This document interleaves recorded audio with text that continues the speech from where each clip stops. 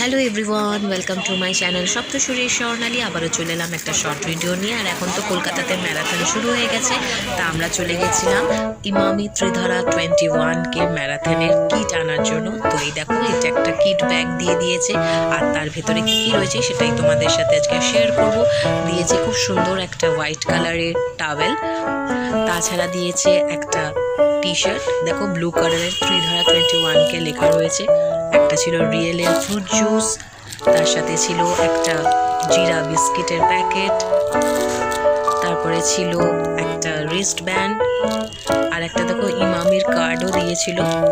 তাছাড়া একটা দিয়েছিল কেক, টিফিন বার, একটা কেক দিয়েছিল, একটা গুলাবরি কোল্ড ক্রিম দিয়েছে,